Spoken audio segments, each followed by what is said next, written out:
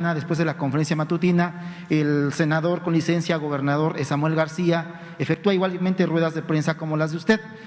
Daba a conocer la posibilidad de que el próximo lunes ya se pudiese retomar las clases presenciales como se efectuaba antes de la pandemia, de forma muy normal. Rápidamente pedirle su opinión al respecto, señor presidente. Muchísimas gracias. Pues qué bueno, se están tardando en algunos estados, en escuelas. Ayer leía yo que ya regresaron en el Colegio de México, ¿sí?, a escuelas presenciales. Lo celebro. O sea, son muy importantes las escuelas, sí, clases presenciales, y ya se están inscribiendo, se están apuntando, se están abriendo más escuelas en el nivel básico, ya lo vimos. Muchas gracias a las maestras, a los maestros, se han portado muy bien. Pudieron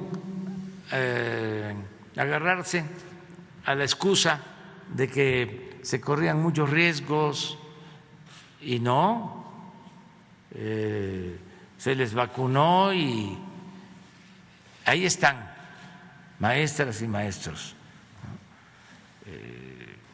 que están trabajando como siempre, de manera ejemplar. Por eso a mí me molestaba muchísimo cuando se ofendía la dignidad, cuando se agraviaba a maestras y maestros, cuando querían imponer la mal llamada reforma educativa, que eran flojos, que eran incumplidos. Recordaba yo a mis maestras, a mis maestros de primaria, y a mis maestras y a mis maestros por los que aprendí, incluso por los que llegué aquí. Imagínense la maestra que me dio sexto grado, maestra Guadalupe Antonio, ya falleció hace muchísimo tiempo, la maestra, y sus hijas, también maestras, o sea, toda una tradición. Mi maestro Lara Laguna me dio civismo, él me abrió, ¿sí?, los horizontes, porque era dirigente, era maestro de la Escuela Secundaria Federal en Villahermosa, en Tabasco, y había estado de dirigente de un movimiento social y había participado en movimientos sociales, y me tocó verlo en el 68, estaba yo en segundo de secundaria, con suero, en una huelga de hambre. Siendo maestro, al mismo tiempo estudiaba Derecho cuando el movimiento del 68. ¿Y cómo era? Y sigue siendo, porque vive maestro todavía, muy inteligente. A él le tocaba la redacción de los manifiestos y sigue escribiendo todavía. Y era el que en la escuela, en vez de seguir el libro de texto que se llamaba El Buen Ciudadano, en primero de secundaria tenía una pasta verde, segundo blanco y en tercero rojo, la bandera, el libro. Pero nos contaba cosas. Imagínense, yo estaba llegando de Tepetitán, de mi pueblo, porque no había secundaria, y empiezo a escuchar a mi maestro decir que participaba en las manifestaciones cuando vino el presidente Kennedy y hubieron manifestaciones, era presidente Adolfo López Mateos, que la consigna era Jacqueline sí, Kennedy no. Para mí en ese entonces, ¿qué es esto?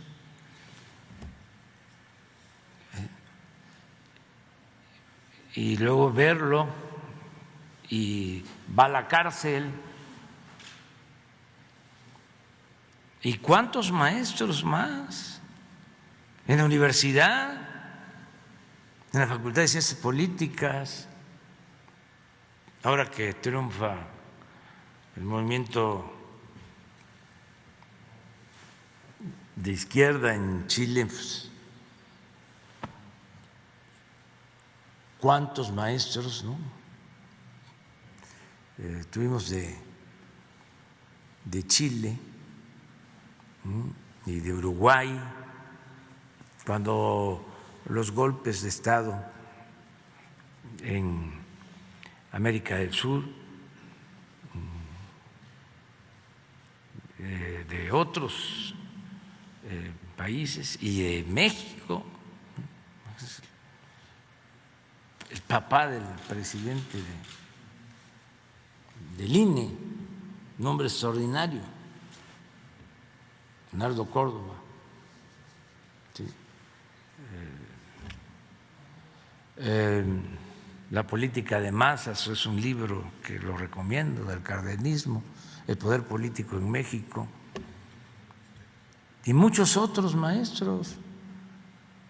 Ahora que hablamos de los periodistas, había un maestro que acabo de preguntar por él, que fui a Querétaro, pues el día 5, el maestro González Yaca nos daba prensa y propaganda en la Facultad de Ciencias Políticas. Ahí aprendí lo que es el rumor, lo que es el contrarrumor, lo que es la propaganda, el medio, el mensaje, el mercado, cuál es la diferencia entre publicidad y propaganda. Pues los maestros, lo mucho o lo poco que sabemos, se los debemos a ellos.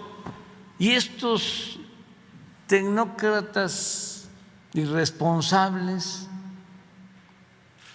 los maltrataron para imponer la llamada política económica neoliberal y en especial la llamada reforma educativa,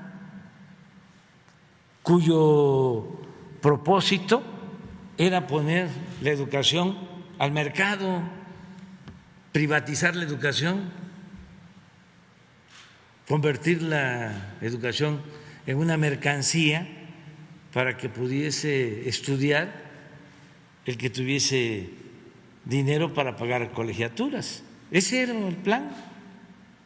Desde Salinas, que reformaron el artículo 3, siendo secretario de Educación Zedillo. Porque la educación era un derecho establecido en la Constitución y lo limitaron solo a la educación básica y dejaron en el mercado la educación media superior y la educación superior. Pues un pensamiento conservador. Pues por eso tenemos diferencias y las vamos a seguir teniendo. Entonces, los maestros ahora, las maestras, no hay paros.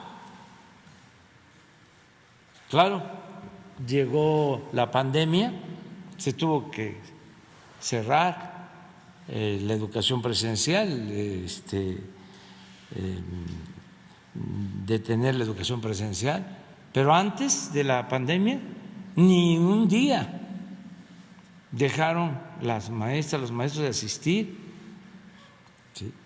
Y ahora que se están reanudando las clases presenciales, la mayoría, ¿sí?, participando. Y hubieron intentos de grupos conservadores, ¿no?, para que no se reiniciaran las clases, con lo mismo, ¿no?, lo que hacía Claudio X González, que decía que le preocupaban los niños, ¿no?, le preocupaban los niños y que por eso quería la reforma educativa y por eso el maltrato a los maestros, que él fue de los promotores de esa reforma, de la campaña de desprestigio. Bueno, hicieron hasta una película, Claudio X González con Loret de Mola. Sería hasta bueno que se viera la película para que vean desde cuándo tenemos diferencias con esta gente. ¿Cómo? De panzazo.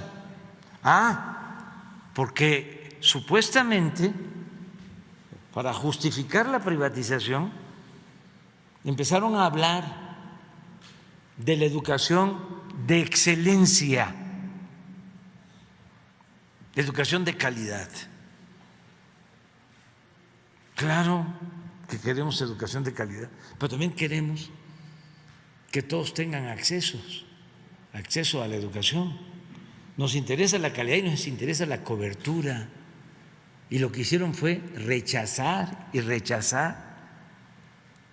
a muchísimos jóvenes que querían ingresar a las universidades públicas con la mentira de que no pasaban el examen de admisión, que esa fue la excusa, el pretexto.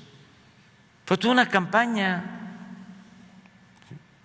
Había que llevar a cabo la reforma porque se vendían plazas y que si no se llevaba a cabo la reforma se iba a seguir vendiendo plazas. Nosotros no vendemos plazas. Una vez dije, porque pues también no hay que enojarse y hay que tener sentido del humor en todo esto, que el único que vendía plazas era el secretario de Educación, el que estaba antes. Uno que viene desde Salinas, que fue el de comunicación de Salinas, Otto Granados, que son lo mismo, ¿no? Estuvo de comunicación. Bueno, no se puede comparar, pero lo que es el cargo de Jesús, pero con Salinas, sí fue eso, ¿verdad? Sí.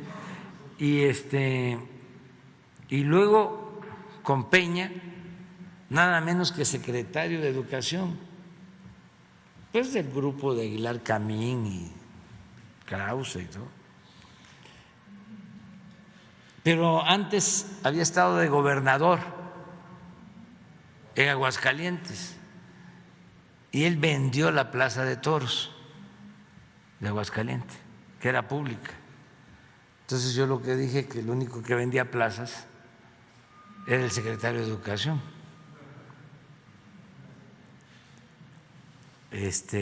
Nosotros no vendemos plazas,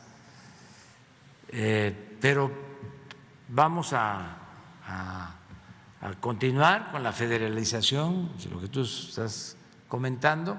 Los médicos lo mismo, el compromiso es que no se quede ningún médico sin trabajo, ninguna enfermera, porque los necesitamos. Esa política privatizadora